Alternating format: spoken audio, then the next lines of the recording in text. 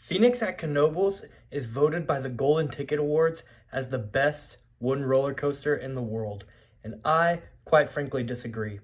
In this video, I'm going to explain my thoughts. Let's go.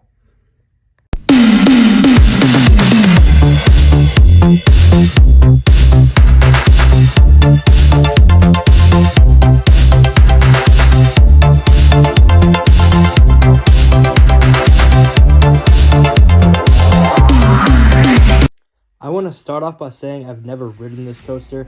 That's why I'm not going to say if it's a good ride or a bad ride, because I've never had the pleasure of riding it.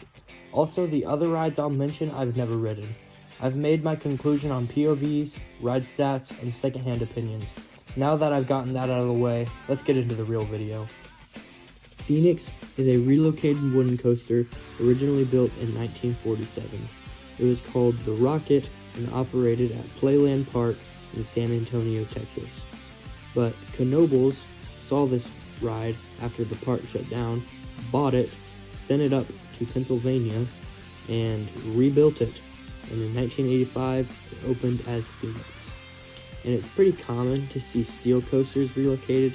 When it comes to wooden coasters, it's a lot more difficult and a lot less common.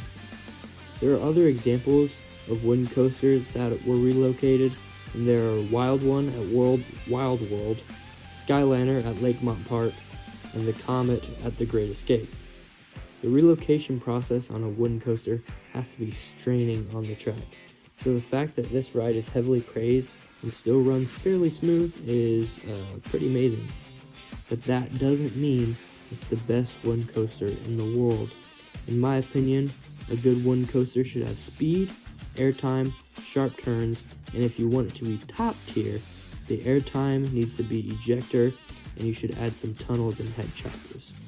Now, Phoenix does have airtime and tunnels, but those elements aren't as crazy as you'd expect from an elite wooden coaster.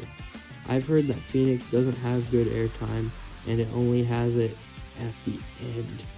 And it kind of shocks me because this ride has buzz bar restraints, and it also has the best airtime at the end of the ride. But hearing about this reminds me of Zippin' Pippin' at Bay Beach. This coaster is a redo of a 1920s Woody, and it's praised for its ending ejector death hill. But unlike Phoenix, this ride appears to have actual good airtime the rest of the ride. This shows me that Phoenix isn't that unique and shouldn't be called the best wooden coaster in the world. Also, there are Woodies that have better airtime than Phoenix and yet are snubbed of the title of best wooden coaster.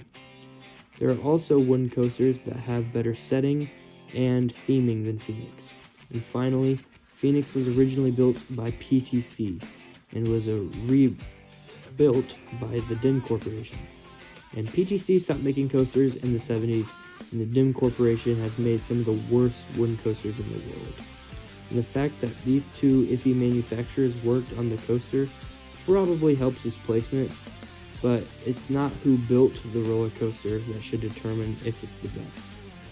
I think the Beast is an impressive ride, but I don't think it's the best in the world. And just as I said, there are so many better looking wooden coasters in the world that Phoenix has snubbed for the best wooden coaster in the world, and it's a shame. And now, I'm going to list 5 wooden coasters that, by reputation, are better than Phoenix. And any of these 5 coasters could be named best wooden coaster in the world, so if you've ridden any of them, or any of the ones that I've listed, like Phoenix and Zippin' Pippin', put them down in the comments and tell me what you think is the best. To start off is Wildfire at Colmartin, and it is built by RMC. I also have Hades 360 at Mount Olympus, that was built by the Gravity Group. The third one on the list is Ghost Rider at Knott's Berry Farm, that was built by CCI. And the last two are pretty obvious, that people go back and forth on which one's better, but it's El Toro at Great Adventure, which was built by Intamin, and The Voyage at Holiday World, which was built by the Gravity Group. Well, that's the video, and I hope you enjoyed it. Again, I don't think Phoenix is a bad ride, but I don't think it's the best. Thanks for watching. Like, share, and subscribe, and God bless.